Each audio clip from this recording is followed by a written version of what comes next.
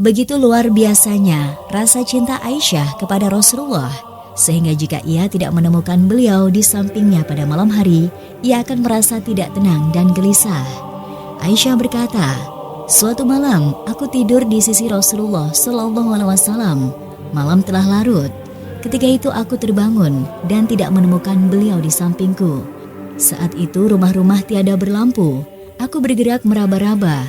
Dalam gelap tiba-tiba tanganku menyentuh kaki beliau yang tengah bersujud. Dalam sujud itu beliau berdoa, 'Ya Allah, aku berlindung kepada ridhomu dari murkamu. Aku berlindung kepada perlindunganmu dari siksamu. Aku berlindung kepadamu dari dirimu. Tidak bisa kuhitung pujianku untukmu. Engkau adalah sebagaimana engkau puji dirimu sendiri.' Sayyidah Aisyah terkenal dengan nama Aisyah dan dijuluki As-Siddiqah, wanita yang benar dan lurus. Ia juga dipanggil Ummul Mukminin. Ayah Aisyah adalah Abu Bakar As-Siddiq. Nama aslinya adalah Abdullah. Sedangkan ibunya bernama Ummu Ruman dari pihak ayah maupun ibunya Aisyah termasuk suku Quraisy Bani Taim dari Abu Bakar dan Bani Kinanah dari Ummu Ruman. Nasab Aisyah dari ayahnya adalah sebagai berikut. Aisyah binti Abu Bakar As-Siddiq bin Abu Quhafah bin Amir bin Amr bin Ka'ab bin Sa'ad bin Taim bin Murrah bin Ka'ab bin Lu'ay. Sedangkan dari ibunya nasab Aisyah adalah sebagai berikut. Aisyah binti Ummu Ruman binti Umair bin Amir bin Dahman bin Haris bin Ghanam bin Malik bin Kinanah. Dari pihak ayahnya, nasab Aisyah bertemu dengan nasab Rasulullah Shallallahu Alaihi Wasallam pada kakeknya yang ketujuh. Sementara dari pihak ibunya, nasabah Aisyah bertemu dengan nasab Rasulullah Shallallahu Alaihi Wasallam pada kakeknya yang ke-11 atau ke-12. Abu Bakar meninggal pada tahun 13 Hijriah. Sedangkan tahun wafat Ummu Ruman telah lama menjadi bahan perdebatan para sejarawan. Sebagian dari mereka menyatakan bahwa Ummu Ruman wafat pada tahun ke-5 atau ke-6 Hijriah ketika Rasulullah SAW masih hidup. Sebelum dinikahi Abu Bakar, Ummu Ruman sempat menikah dengan Abdullah bin Haris Al-Azi. Setelah Abdullah bin Haris meninggal dunia, barulah ia menikah dengan Abu Bakar dan dikaruniai 2 orang anak, yakni Abdullah dan Aisyah. Tidak ada satupun keluarga muslim yang mampu menyamai perjuangan dan pengorbanan keluarga Abu Bakar dalam upaya penyebaran dakwah Islam. Kediaman Abu Bakar adalah tempat yang diberkahi dan dipenuhi oleh kemuliaan, kebahagiaan, keagungan, serta keteduhan. Dari sanalah cahaya terang Islam terpancar. Aisyah adalah bagian dari keluarga ini. Ia beruntung tidak pernah mendengar suara kemusyrikan dan kekafiran di rumahnya. Tentang hal tersebut Aisyah berkata, "Ketika pertama kali aku mengenal ayah ibuku, keduanya telah memeluk agama Islam." Di masa kecilnya Aisyah disusui oleh istri Wa'il Abul Uwais. Wa'il memiliki saudara bernama Aflah. Dengan demikian, Aflah adalah paman sesusuan Aisyah. Aflah inilah yang sering mengunjungi Aisyah dengan seizin Rasulullah Shallallahu Alaihi Wasallam. Dikisahkan bahwa pada suatu hari, Aflah datang ke rumah Aisyah dan meminta izin untuk menemuinya. "Aku tidak mengizinkannya masuk," tutur Aisyah. Lalu ketika Rasulullah Shallallahu Alaihi Wasallam datang, kukabarkan kepada beliau tentang kedatangan Aflah. Ternyata beliau menyuruhku untuk mengizinkan Aflah menemuiku. Selain oleh Aflah, Aisyah juga tercatat sering dikunjungi oleh saudara sesusuannya. Orang-orang yang jenius biasanya telah menampakkan tanda-tanda kejeniusan mereka sejak kecil, baik dalam perkataan maupun dalam sikap masa kecil. Mereka seakan-akan meramalkan masa depan yang cemerlang, sebuah masa ketika mereka akan melahirkan prestasi-prestasi besar. Demikian pula Aisyah radhiyallahu anha. Tanda-tanda kemuliaan, keagungan, dan kebahagiaan telah tampak pada gerakan serta tingkah lakunya di masa kecil. Tetapi Aisyah kecil tetaplah seorang bocah yang tidak bisa lepas dari dorongan-dorongan nalurinya. Ia sangat suka bermain. Teman-teman sepermainannya biasa mendatangi rumahnya dan bermain di sana bersama-sama. Meski demikian, Aisyah tetap menjaga etika saat Rasulullah SAW menemuinya. Seringkali terjadi ketika Aisyah sedang asik bermain bersama teman-temannya, Rasulullah SAW datang secara tiba-tiba. Saat itu Aisyah segera menyembunyikan bonekanya, sementara teman-temannya menyingkir dan pergi. Tetapi Rasulullah SAW adalah orang yang mencintai dan menyayangi anak-anak kecil. Beliau justru memanggil teman-teman Aisyah dan menyuruh mereka untuk terus bermain bersamanya. Kisah ini disebutkan oleh Aisyah sendiri. Ia berkata, "Aku biasa bermain bersama teman-temanku. Ketika Rasulullah SAW datang, mereka segera bersembunyi. Tetapi beliau justru memerintahkan mereka untuk terus bermain bersamaku." Mainan yang paling disukai Aisyah adalah boneka dan ayunan. Suatu hari Rasulullah SAW mendatangi Aisyah ketika ia tengah asyik bermain boneka. Di antara boneka-boneka itu, terdapat boneka kuda yang memiliki 2 sayap, satu di kanan dan satu di kiri. Melihat boneka tersebut, Rasulullah SAW bertanya, "Apa ini wahai Aisyah?" "Kuda," jawab Aisyah. "Adakah kuda yang memiliki 2 sayap? Bukankah kuda Sulaiman memiliki banyak sayap?" Rasulullah pun tertawa mendengar jawaban Aisyah yang spontan itu. Dari jawaban Aisyah tersebut, terlihat dengan jelas kecerdasan, kepolosan, serta pengetahuannya yang luas tentang persoalan-persoalan agama. Aisyah bukanlah anak kecil biasa. Ia mengingat dengan baik apa yang terjadi di masa kecilnya, termasuk hadis-hadis yang didengarnya dari Rasulullah SAW. Ia memahami hadis-hadis tersebut, meriwayatkannya, menarik kesimpulan darinya, serta memberikan penjelasan tentang detail-detail hukum fikih yang terkandung di dalamnya. Ia juga sering menjelaskan hikmah-hikmah dari peristiwa yang dialaminya di masa kecil. Aisyah bahkan mampu mengingat dengan baik ayat Al-Quran yang didengarnya ketika sedang asyik bermain. Ia berkata, "Laqad unzila ala Muhammad sallallahu alaihi wasallam di Makkah wa inilah jariyatun al-abu balis atum." Ketika aku masih kecil dan suka bermain, Rasulullah sallallahu alaihi wasallam menerima ayat berikut ini di Mekah. Bahkan hari kiamat itulah hari yang dijanjikan kepada mereka, dan hari kiamat itu lebih dahsyat dan lebih pahit. Ketika Rasulullah SAW berhijrah ke Madinah, Aisyah baru berusia 8 tahun, tetapi ia mampu mengingat dan memahami rahasia-rahasia hijrah secara terperinci hingga bagian-bagian terkecilnya. Bahkan tidak ada satupun sahabat yang bisa mengingat peristiwa hijrah sedetail Aisyah mengingatnya. Khadijah binti Khuwailid adalah istri pertama Rasulullah SAW yang paling beliau cintai. Saat pernikahan yang keduanya berlangsung, Rasulullah SAW berusia 25 tahun dan Khadijah berusia 40 tahun. Sepasang suami istri ini hidup berbahagia selama kurang lebih 25 tahun, hingga akhirnya Khadijah meninggal dunia pada usianya yang ke-65, yaitu bertepatan pada bulan Ramadan, tahun 10 kenabian atau 3 tahun sebelum hijrah. Ketika Khadijah wafat, Rasulullah SAW telah berusia 50 tahun. Khadijah adalah orang yang pertama di muka bumi ini yang beriman dan memeluk Islam. Ia kemudian menjadi pendamping terbaik Rasulullah SAW di kala suka maupun duka. Khadijah lah yang mencurahkan kasih sayang seorang ibu kepada Rasulullah, sesuatu yang tidak beliau dapati di masa kecil. Ketika penentangan kaum kafir terhadap dakwah Islam semakin menguat, Rasulullah SAW sangat membutuhkan motivasi, hiburan, serta kekuatan. Dan Khadijah pula yang selalu siap di sana memberikan segalanya. Oleh karena itu, ketika Khadijah berpulang ke rahmatullah, Rasulullah SAW dilanda duka yang sangat mendalam. Tidak pernah beliau bersedih atas kematian seseorang, melebihi kesedihan beliau tatkala Khadijah meninggal dunia. Tidak pernah pula Rasulullah SAW mengenang seseorang, melebihi apa yang beliau kenang dari Khadijah. Beliau menjadi murung dan kehilangan gairah hidup. Hal itu tentu merisaukan para sahabat.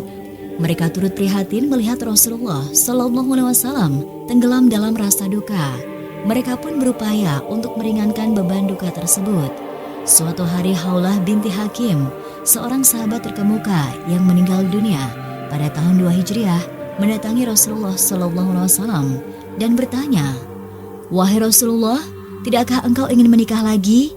"Dengan siapa?" tanya Rasulullah. "Perempuan seperti apa yang engkau kehendaki, gadis ataukah janda?" Rasulullah balik bertanya, "Siapakah yang gadis dan siapa pula yang janda?" "Jika engkau menghendaki seorang janda, maka menikahlah dengan Saudah binti Zam'ah. Dan jika gadis yang engkau inginkan, maka menikahlah dengan putri orang yang paling engkau cintai, Aisyah binti Abu Bakar Asy-Siddiq." Kalau begitu sampaikanlah hal ini kepadanya. Maka Haulah pun berangkat menuju kediaman Abu Bakar untuk menyampaikan hal itu. Pada masa tersebut, orang-orang Arab enggan menikahi putri teman yang telah diangkatnya menjadi saudara. Mereka beranggapan bahwa hubungan saudara angkat itu membuat hubungan perbesanan menjadi terlarang. Rasulullah SAW telah mengangkat Abu Bakar sebagai saudara. Karena itu, Abu Bakar menanggapi kabar dari Haulah tersebut dengan bertanya, "Bolehkah beliau menikahi putriku? Bukankah Aisyah adalah anak dari saudaranya sendiri?" Haulah pun kembali kepada Rasulullah SAW untuk menanyakan persoalan ini. Beliau menjawab, "Kembalilah kepada Abu Bakar. Katakan kepadanya bahwa ia adalah saudaraku seagama dan putrinya adalah halal kunikahi." Sebelum dipinang oleh Rasulullah SAW, Aisyah telah bertunangan dengan Jabir bin Mut'im bin Adi. Abu Bakar tidak mau membatalkan pertunangan itu secara sepihak, tanpa terlebih dahulu membicarakannya dengan keluarga Jabir. Maka ia pun pergi menuju kediaman Mut'elin bin Adi, ayah Jabir. Saat itu keluarga Jabir belum memeluk Islam. Setelah Abu Bakar menyampaikan maksudnya, Mut'im ini menanyakan pendapat istrinya. Maka sang istri berkata, "Wahai Abu Bakar, engkau ingin agar anak kami masuk Islam setelah menikah dengan putrimu?" Akhirnya Aisyah pun dinikahkan dengan Rasulullah SAW. Saat itu Aisyah adalah seorang gadis cilik yang masih kekanak-kanakan. Ia sering membuat ibunya marah dan menghukumnya. Kadang-kadang Rasulullah menyaksikan Aisyah dimarahi. Hal itu membuat beliau iba. Maka ia berkata kepada ibunya Aisyah, "Wahai Ummu Ruman, perlakukanlah Aisyah dengan baik.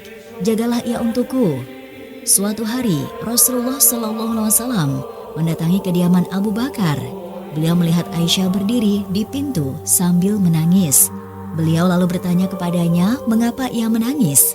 Aisyah mengatakan bahwa ibunya memarahi dan menghukumnya. Mendengar itu, menetaslah air mata Rasulullah SAW. Beliau segera mendatangi Ummu Ruman dan berkata, "Wahai Ummu Ruman, bukankah aku telah memintamu menjaga Aisyah untukku?" "Wahai Rasulullah," jawab Ummu Ruman, "Aisyah mengadukan sesuatu yang membuat Abu Bakar marah kepada kami." Rasulullah pun menjawab, "Janganlah ia dihukum meski ia melakukan hal itu." Dan beberapa hadis dikisahkan bahwa Rasulullah SAW pernah bermimpi didatangi oleh malaikat yang membawa secari kain sutra. Rasulullah bertanya, "Kain apakah ini?" Malaikat menjawab, "Inilah istrimu." Maka Rasulullah SAW membuka kain tersebut dan ternyata gambar Aisyah tercetak di atasnya. Aisyah kemudian dinikahi oleh Rasulullah SAW ketika ia masih berusia 6 tahun. Tujuan paling mendasar dari pernikahan ini adalah mengukuhkan hubungan antara kekhalifahan dan kenabian. Cuaca Arab yang panas memang membuat perkembangan fisik wanita berlangsung dengan cepat. Tetapi di sisi lain, pribadi-pribadi cemerlang yang memiliki bakat dan potensi tinggi untuk mengembangkan kemampuan intelektual mereka biasanya juga cenderung untuk mencapai kematangan fisik lebih cepat daripada orang-orang biasa. Keputusan Rasulullah SAW untuk menikahi Aisyah pada usianya yang sangat dini itu menunjukkan bahwa kecerdasan, kematangan, dan kedewasaan berpikir Aisyah memang mencapai sebuah tingkat yang mengagumkan. Pernikahan itu sendiri berlangsung secara sederhana. Ummu Atiyah mengisahkan dengan sangat indah. Rasulullah SAW datang meminang Aisyah binti Abu Bakar yang masih anak-anak. Saat itu Aisyah sedang bermain. Tiba-tiba pengasuhnya datang, memegang tangan Aisyah, lalu mengajaknya pulang. Sebelum dinikahkan, Aisyah terlebih dahulu didandani dan diberi hijab. Setelah itu barulah Abu Bakar menikahkannya dengan Rasulullah SAW. Dalam riwayat Ibnu Ishaq, mahar yang diberikan Rasulullah SAW adalah 400 dirham. Ada riwayat lain yang berasal dari Ibnu Sa'ad sendiri bahwa Aisyah berkata, mahar yang diberikan Rasulullah SAW adalah 12 fikyah dan 1 nash'i atau setara dengan 500 dirham. 1 fikyah setara dengan 40 dirham, sementara 1 nash'i setara dengan 20 dirham. Para sejarawan berbeda pendapat tentang tahun pernikahan Rasulullah SAW dengan Aisyah. Badruddin Al-Aini menuturkan, Rasulullah SAW menikahi Aisyah 2 tahun sebelum hijrah. Ada pula pendapat yang menyatakan bahwa pernikahan tersebut berlangsung pada bulan Syawal, 3 tahun atau setahun setengah sebelum hijrah. Usia Aisyah saat itu adalah 6 tahun. Ada pula yang mengatakan 7 tahun.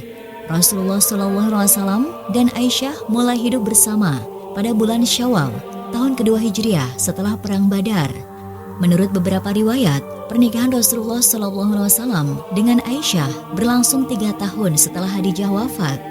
Namun beberapa sejarawan menyatakan bahwa pernikahan itu terjadi pada tahun yang sama dengan tahun wafatnya Khadijah.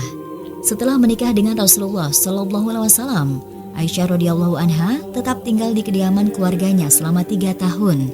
Sebagaimana yang kita tahu bahwa umat Islam melakukan hijrah 2 kali.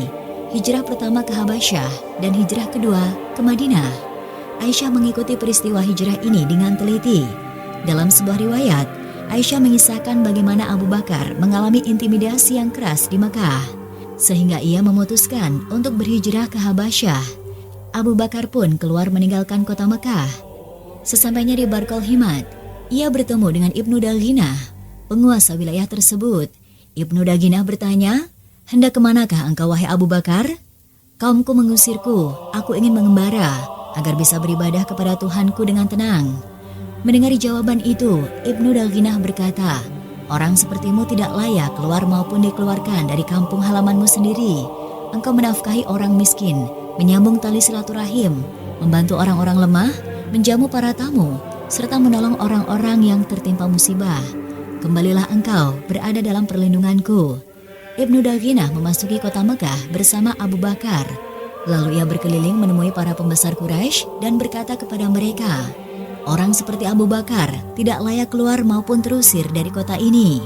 Besar kemungkinan bahwa Aisyah beserta keluarganya juga turut serta bersama Abu Bakar dalam perjalanan meninggalkan kota Mekah itu. Peristiwa hijrah kedua, yakni hijrah ke Madinah, terjadi beberapa saat setelah hijrah pertama. Saat itu, intimidasi yang dirasakan umat Islam di Mekah semakin tidak tertahankan. Dunia seakan menjadi sempit. Beragam cemoohan dan siksaan dilancarkan oleh kaum kafir Quraisy. Rasulullah pun berniat melakukan hijrah ke Madinah. Aisyah tinggal bersama keluarganya di perkampungan Bani Haris bin Khusraj selama kurang lebih 7 atau 8 bulan. Madinah saat itu iklimnya tidak bersahabat bagi kaum muhajirin. Beberapa orang dari mereka menderita sakit. Demikian pula Abu Bakar, ia terkena demam. Dalam keadaan seperti itu, Aisyah selalu mengunjungi dan menanyakan kabar ayahnya. Aisyah menuturkan, setelah Rasulullah SAW tiba di Madinah, Abu Bakar dan Bilal terserang penyakit. Aku mengunjungi keduanya. Aku berkata, "Wahai ayahku, bagaimana keadaanmu?" Dalam keadaan menderita, Islam Abu Bakar masih sempat mengubah syair. Setiap orang selalu disambut dengan doa di pagi hari oleh keluarganya, padahal maut lebih dekat kepadanya daripada tali sandalnya. Aisyah mendatangi Rasulullah SAW dan mengabarkan hal itu. Maka beliau berdoa, "Ya Allah, jadikanlah kami mencintai Madinah sebagaimana kami mencintai Mekah atau bahkan lebih. Ya Allah, jadikanlah Madinah layak untuk kami tinggali. Berkahi kami dalam setiap mood dan shoknya. Hilangkanlah penyakit demam dari kota ini dan pindahkanlah ia ke Jufa." Iklim Madinah yang tidak bersahabat itu juga mempengaruhi Aisyah. Ia pun jatuh sakit.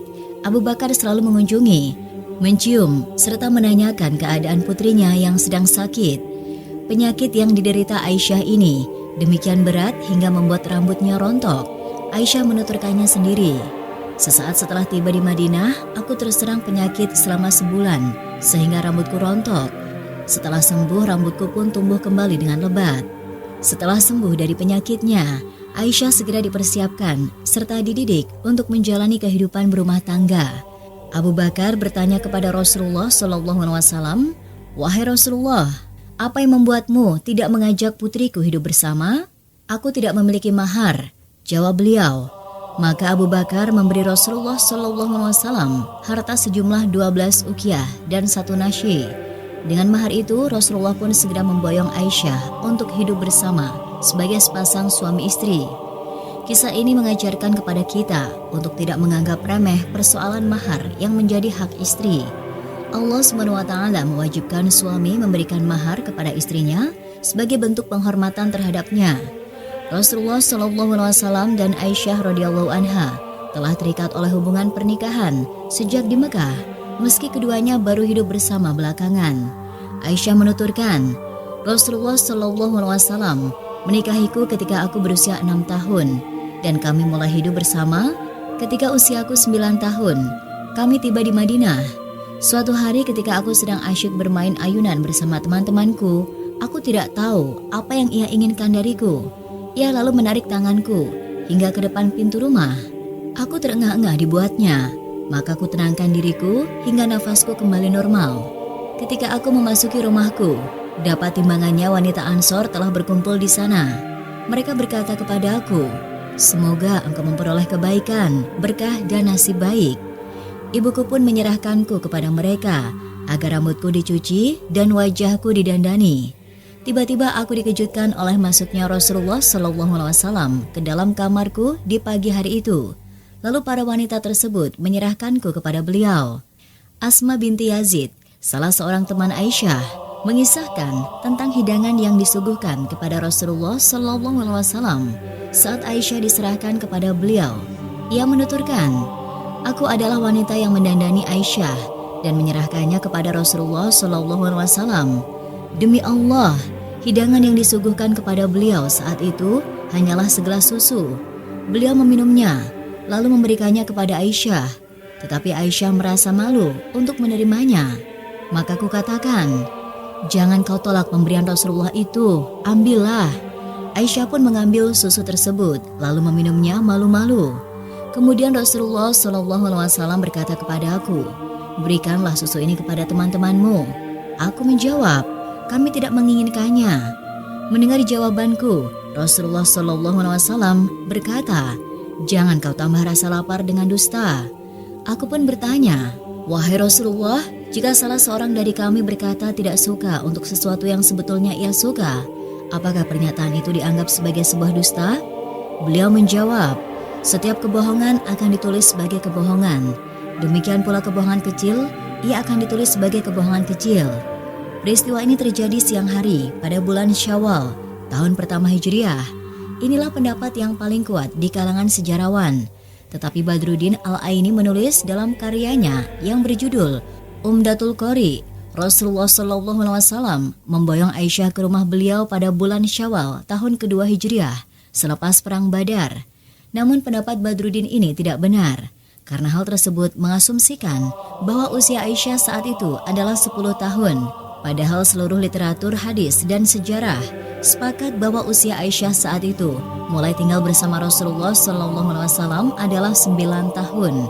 Kita semua telah memperoleh gambaran yang sangat jelas tentang pernikahan Rasulullah SAW dan Aisyah, tentang mahar yang beliau berikan kepadanya, serta tentang bagaimana keduanya memulai hidup bersama. Semua itu dilaksanakan secara sederhana dan bersahaja, tanpa memaksakan diri untuk bermewah-mewahan dan menghamburkan harta. Salah satu pelajaran terpenting dari pernikahan kedua insan paling mulia ini terletak pada kemampuannya untuk merombak tradisi. Orang-orang Arab memiliki banyak tradisi dan kebiasaan yang bertentangan dengan syariat Islam. Pernikahan Rasulullah SAW itu kemudian menghapuskan tradisi-tradisi buruk tersebut dan menggantinya dengan tradisi lain yang lebih baik, lebih mudah, dan lebih terbuka. Salah satu tradisi buruk tersebut adalah bangsa Arab tidak mau menikah atau menikahkan putri mereka di bulan Syawal. Mereka terpengaruh oleh mitos bahwa penyakit sampar akan mewabah pada awal bulan Syawal. Rasulullah SAW berniat untuk menghilangkan kepercayaan yang tidak berdasar ini.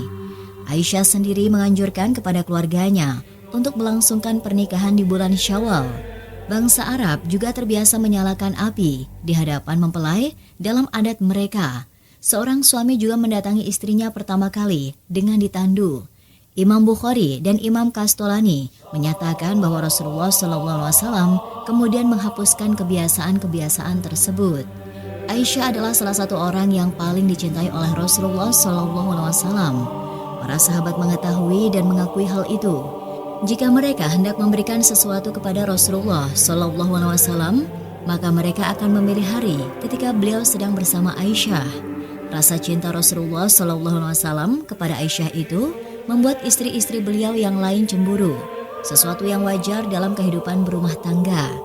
Suatu hari mereka mengutus Fatimah untuk menemui Rasulullah SAW dan mengadukan kepada beliau kecemburuan mereka.